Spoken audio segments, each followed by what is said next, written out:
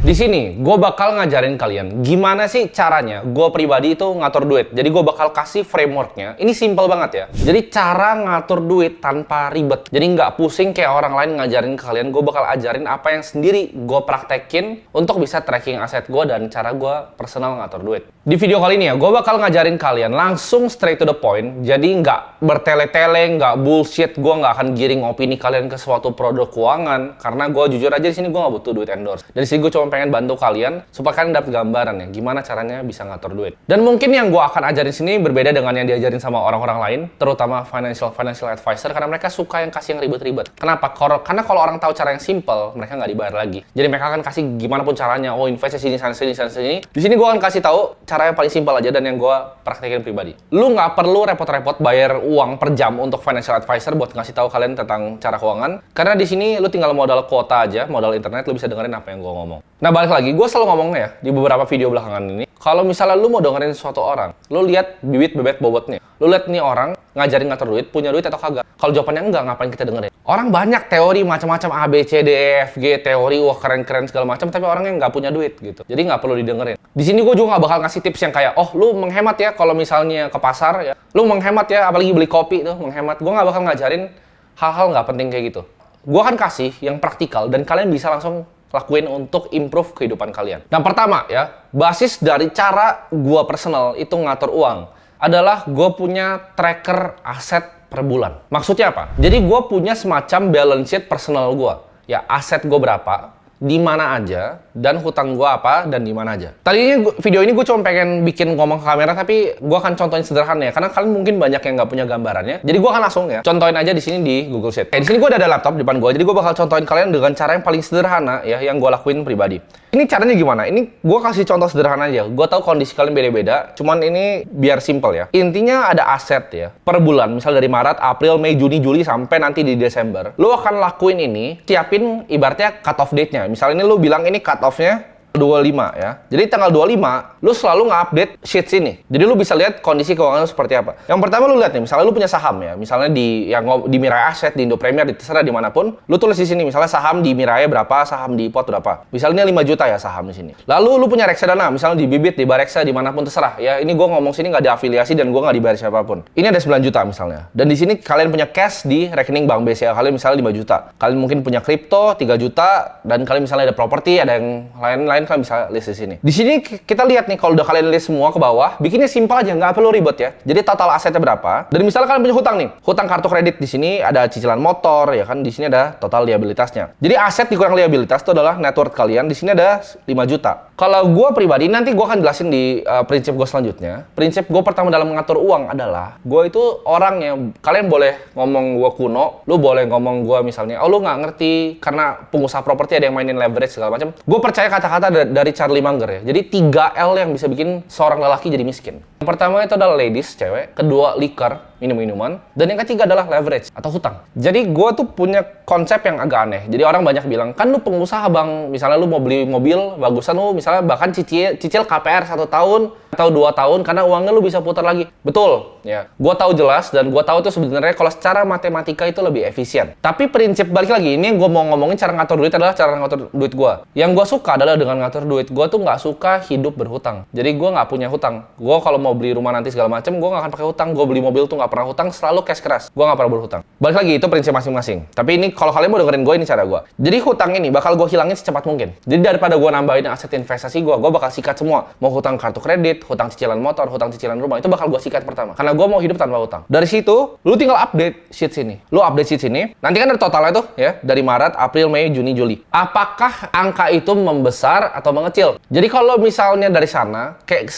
seorang bisnis, jadi kalian harus treat diri kalian adalah sebuah bisnis. Kalau misalnya, oke, dari Maret ke April ini turun. Oke, apa yang gue lakukan salah? Apakah investasi gue di instrumennya salah? Apakah waktu itu memang ada kejadian black swan, ada drawdown di investasi gue? Apakah hutang gue ini nggak terkontrol? Apakah spending gue terlalu besar? Atau apa nih? Jadi kalau kalian punya aset tracker ini, kalian percayalah, ini kalian bakal kecanduan untuk ngisi ini tiap tanggal 25 misalnya cut off ya. Jadi kalian isi di tanggal tiap bulan yang sama. Nanti begitu ini udah Maret ya kan, kalian lihat April, Mei, Juni, Juli, Agustus. Di Agustus uang kalian tuh, wah, kalian bisa lihat tuh, uangnya kok naik gitu. Setiap bulan kok aset gue meningkat. Nah, itu kalian bakal senang, kalian bakal lebih gigih untuk ngelakuin ini gitu. Jadi yang pertama, lu punya gambarannya dulu tentang aset lu berapa yang jelas secara detail. Semua akunnya ditambahin. Lu mau di bank sini, sekuritas sini, tambahin semuanya jadi satu biar lu tahu jelas angkanya berapa. Nah, gue kan bahas poin gue tentang hutang ya, karena menurut gue punya pandangan yang sangat berbeda dari orang lain. Banyak yang suka misalnya main saham, bahkan pakai leverage. Banyak yang suka bikin misalnya kos-kosan, kalau misalnya properti itu pasti menggunakan leverage. Nah, tapi kalau gue punya pandangan yang berbeda. Karena gini, prinsip gue, misalnya gue analisa bahkan bisnis. Bisnis yang nggak punya hutang, atau manusia yang nggak punya hutang, itu nggak bisa bangkrut. Gue ulangin sekali lagi. Orang yang nggak punya hutang, itu susah untuk bangkrut, atau bahkan nggak bisa untuk bangkrut. Kenapa? Karena nggak ada hutangnya.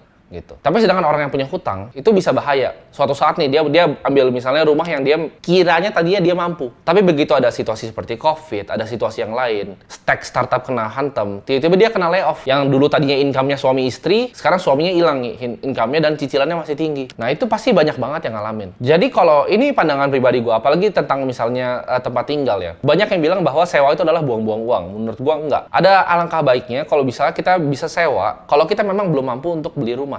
Ya gue nggak bilang ya, gue tahu kemampuan finansial orang beda-beda. Gue nggak bilang bahwa beli rumah selalu harus dengan cash. Tapi maksud gue, jangan ambil KPR yang kita nggak mampu. Yang kita income-nya berapa, ambil KPR-nya tuh di luar kemampuan kita. Itu akan bikin hidup kita jadi sengsara ke depannya. Sewa itu nggak buang-buang uang ya. Jadi kalau misal kalian lihat rumah, misal contoh di Gading Serpong. Rumah harga 3 miliar tuh banyak yang sewain cuma 50-60 juta. Itu yield-nya di bawah 5%. Jadi kalau misalnya kita mau bandingin antara sewa dan beli, lo harus hitung yang namanya total unrecoverable cost of renting-nya sama total unrecoverable cost of owning. Jadi uang yang hilang kalau lo beli rumah sama uang yang hilang kalau lo sewa. Kalau sewa kan gampang, uang sewa. Kalau beli rumah itu banyak faktornya. Contohnya ada perbaikan, segala macam, ada pajak. Banyak ya. Faktornya banyak. Jadi beli rumah tuh nggak cuma lu beli rumah terus happy. Nggak. Banyak biaya-biaya yang keluar juga dari sana. Termasuk bunga yang lu bayar ke bank. Nah, tapi itu mungkin bisa satu video berbeda lagi. Jadi gue nggak mau bahas tentang sewa dan rumah di sini, tapi gue kasih gambarannya bahwa it's okay kalau misalnya memang belum mampu untuk ngekos, untuk sewa. It's totally fine. Kalian nggak perlu dengerin orang karena kondisi keuangan adalah kondisi kita sendiri. Sama kayak misalnya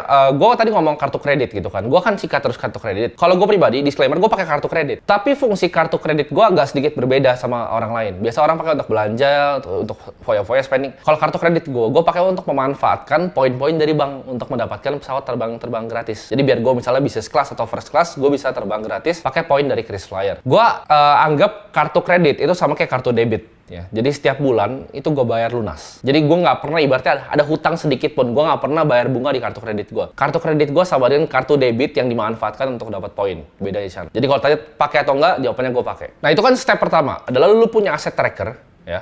Step pertama lu punya aset trackernya. Nah, kita kan bahas step kedua. Setelah lu udah bisa lihat nih, ya kira-kira aset lu naik atau turun. Di sini kan ada yang banyak yang ngajarin kalian cara misalnya, cara ngatur duit, cara budgeting yang paling terkenal di dunia adalah 50-30-20 rule. Artinya 50% itu dipakai untuk kebutuhan sehari-hari, 30% itu dipakai untuk gaya hidup, 20% untuk investasi. Tapi menurut gua ini nggak sepenuhnya benar. Kenapa? Ya, mungkin untuk income yang let's say 10 juta, 20 juta, bahkan 50 juta ini work well gitu. Tapi gua suka pakai yang namanya spending cap.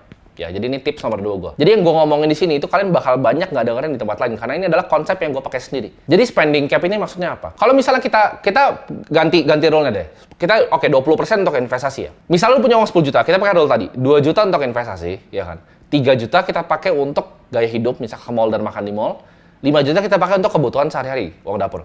Make sense nggak? Make sense. Tapi kita naikin angkanya sekarang di 100 juta. Investasinya 20 juta, 30 juta gaya hidup, 50 juta untuk biaya hidup. Nah, itu udah mulai sedikit nggak make sense. Lu naikin coba ke 300. Lu naikin ke 500 juta. Masa lu punya dapat income 500 juta, cuma 20%-nya lu tabung? Nah, bener atau enggak? Gitu. Jadi yang gue suka adalah pakai yang namanya spending cap. Gue nggak suka di persen-persenin. Misalnya nih, gue decide bahwa Timothy sebagai manusia, gue akan spending cuman misalnya 30 juta per bulannya. Udah, jadi dari sana gue mainnya dari sana. Gue bukan main dari persenan income gue. Jadi misalnya gini, gue dapat income 50 juta ya. 30 juta akan tetap gue pakai untuk spending gue 20 juta investasi. Nah, sedangkan kalau income gue naik ke 100 juta, spending gue capnya mentok juga tetap di 30 juta. 70-nya buat investasi. Ngerti nggak? Kalau misalnya income gue 500 juta per bulan, spending cap gue tetap 30 juta. Jadi gue akan naikin terus investasinya. Jadi spendingnya aja yang gue limit. Nah, dari sana ya gue punya budget, tinggal dilempar ke rekening bank lain. Jadi 30 juta itu lu taruh di rekening bank lain. Gue nggak pernah ngelakuin budgeting yang ribet ini untuk ke pasar gitu. Itu terlalu pusing. Atau yang suruh catat spendingnya. Gue tahu itu bagus untuk beberapa orang. Cuman kalau gue personally menurut gue nggak ada fungsinya. Kalau gue udah taruh nih, oke 30 juta untuk spending, ya udah 30 juta untuk spending. Sisanya semua gue investasiin. 30 juta ini mau dipakai untuk makan atau untuk mau apa, itu terserah. Sama, misal kalian punya gaji 10 juta. Kalian decide, oke, gue mau spending 7 juta. 3 juta itu udah fix investasi, 7 juta ya terserah lo mau ngapain aja. Ya, terserah. Nah, tapi gimana caranya kita melakukan yang ibaratnya spending yang bikin kita happy? Nah, orang selalu bilang bahwa, oke, kalau lu punya hobi, ditekan, hemat. Itu financial advisor. Gue punya pandangan yang berbeda. Menurut gue, kalau kita punya misalnya hobi, contoh, hobi gue suka banget sama mobil. Dari kecil tuh, yang gue mimpi-mimpiin tuh cuma mobil. Jadi begitu gue punya uang, gue akan pasti beli mobil. Itu menurut gue nggak salah, selama masuk di spending cap kita. Jadi gini, contohnya, orang tuh semua punya satu hal yang mereka suka untuk spending. Misalnya nyokap gue itu suka banget kalau misalnya mau hadiah atau apa, dia selalu minta dibeliin giwang gitu, dia suka berlian. Tapi dia nggak gitu suka sama tas yang lain. Tapi dia suka banget misalnya sama anting gitu. Contohnya gue pribadi, gue suka banget sama mobil. Tapi kalau untuk baju, ini baju gue mungkin 80.000 ya. Ini baju gue 80.000, 100.000 mentok. Gue juga kadang nggak tahu, kadang dibeliin juga celana ini gue juga nggak tahu. Ya mungkin cuma 80.000, 100.000. Tapi gue suka beli mobil yang mahal-mahal. Kalau gue makan juga gue nggak terlalu peduli mau makan di mana, gue asal aja gitu. Lu mau makan gue di warteg ya, cuma nasi, orek ya, pakai kuah opor, itu gue juga bisa makan, nggak masalah. Tapi kalau mobil gue suka. Nah ini sama dengan kalian. Kalian cari apa yang kalian suka spending. Contoh, kalian suka misalnya bawa istri kalian dan anak kalian makan keluar. Lakukan itu. Jadi nggak usah ditekan. Tapi di hal yang lainnya ya lu nggak usah spending uang gimana, ngerti nggak? Jadi lu spending uang di hal yang lu seneng. Itu menurut gua akan jauh lebih happy hidup lu kalau lu bisa melakukan hal itu. Asal tadi masuk di dalam spending cap-nya. Jadi bikin spending cap-nya terserah. Abis itu mau ngapain? Yang pertama, tadi kan kita udah bahas tentang aset tracker. Kita bisa lihat itu naik turun, terus kita bisa kasih notes di bawah ya. Kenapa naik dan kenapa turun. Next-nya, kita udah punya spending cap nih. Jadi, stay di situ aja. Jadi, kalau mau income-nya naik, gaya hidupnya tetap sama aja. Gap antara gaya hidup dan income itu adalah ini kekayaan. Jadi, begitu kalian punya gap-nya ini melebar, terus lo kan tambah kaya terus. Lo punya aset yang kerja di satu tidur. Nah, sekarang masuk ke poin ketiga yang penting, yaitu taruh di mana uangnya. Kalau udah disisihin, taruh di mana. Ini menurut gua paling gampang ngukurnya relatif itu adalah pakai umur. Kenapa? Karena semakin muda kita berinvestasi, kita bisa withstand namanya volatilitas. Jadi semakin muda kita, semakin resiko tinggi aset yang kita ambil. Contohnya, kalau di usia muda, anak umur 20-an, bahkan 30 tahun, itu enak banget untuk kita invest di saham, di kripto, ya aset-aset yang risky. Kita masuk di venture capital, private equity. Cari aset yang risky yang memang kita punya waktu untuk withstand volatility-nya. Sedangkan kalau kita udah lebih tua, kita ambil yang lebih risk off asetnya, yang lebih stabil. Contoh nih ya, gue contoh. Misalnya lu invest di S&P 500, let's say. Itu indeksnya Amerika. Tahun 2008 kena crash, ya kan? 2020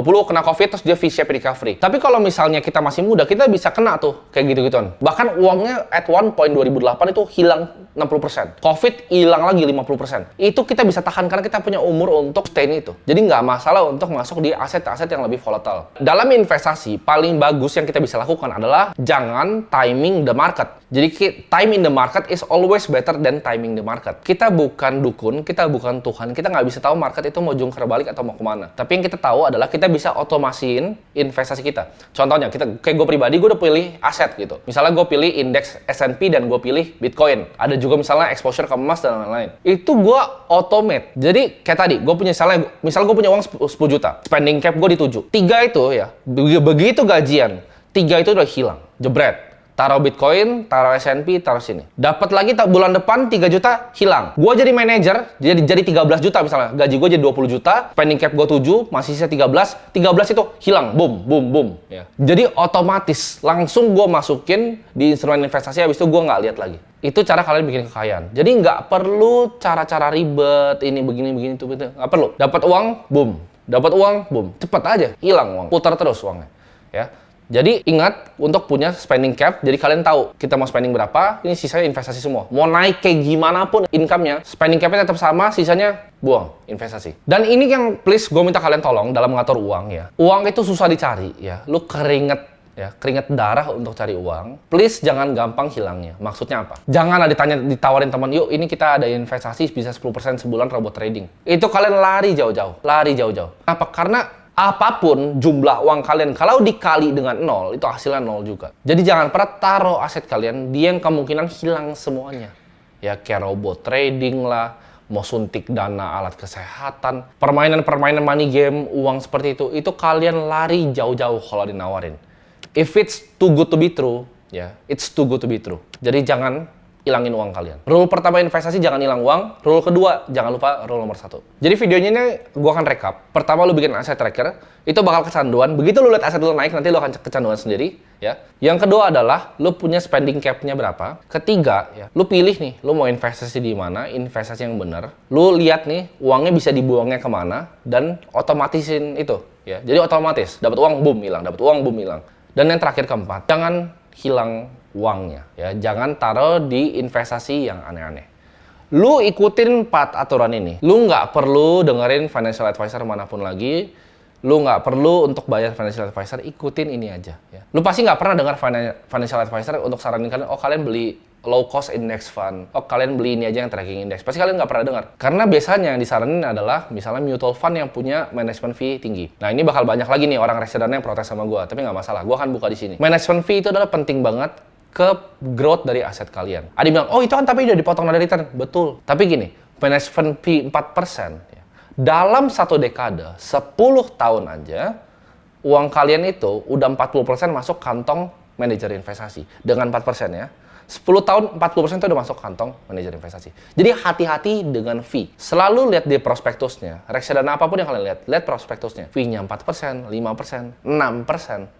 Itu tanda tanya. Karena gini, past performance itu nggak equal future return. Tapi yang pasti adalah apa? Yaitu lu bisa jawab sendiri, fee. Itu pasti, lu akan pasti bayar. Sekarang kalau gue tanya, ribet nggak ngatur duit setelah nonton video ini? Jawabannya nggak. Ya, simple banget kan ngatur duit. Kita cuma perlu tahu ya uang kita berapa, kita perlu tahu ya spendingnya berapa. Nggak perlu catat-catat gitu, nggak perlu. Terus kita buang, tahu buangnya di mana. Begitu tahu buangnya di mana, jangan buang di tempat yang terlalu bodoh. Simple kan? Tapi selalu dibuat ribet sama semua orang. Dan untuk bikin video ini, ya gue nggak di-endorse siapapun. Gue nggak akan giring kalian, nggak akan ada iklan. Oke, kalian pakai produk ini nggak ada. Ya gue nggak butuh duit endorse dan gue nggak butuh duitnya. Tapi di sini gue pengen secara genuine ya dari hati gue pengen bantu kalian untuk jadi orang-orang yang lebih baik. Karena gue percaya pribadi ya, akar dari segala kejahatan adalah orang-orang yang nggak punya uang. Kalau gue bisa bikin masyarakat kita, bahkan di Indonesia maupun nanti ke dunia, itu jadi sedikit lebih baik secara keuangan. Gue rasa tingkat kriminalitas itu akan menurun ya. Orang-orang yang jadi begal, orang-orang yang jadi maling, itu pasti akan berkurang dengan adanya literasi finansial yang baik di bangsa kita. Jadi target gue adalah sebenarnya untuk bisa edukasi kalian ya. Lu cukup modal kuota, modal internet ya. Lu gratis, gue akan ajarin lu semua yang gue tahu. Jadi semoga video ini bisa bermanfaat buat kalian semua yang masih pusing, ya bingung, kebanyakan dapat saran dari orang-orang, mana caranya atur duit. Lu tanya gimana caranya gue bisa dapetin bahkan bermiliar-miliar di umur 22 tahun? Ini jawabannya, 4 simple step ini. Nothing fancy, nggak perlu Excel sheet yang gila, ada semuanya, income statement segala macam, nggak perlu. Nggak perlu fancy-fancy, cuma 4 step ini untuk bantu kalian bebas finansial.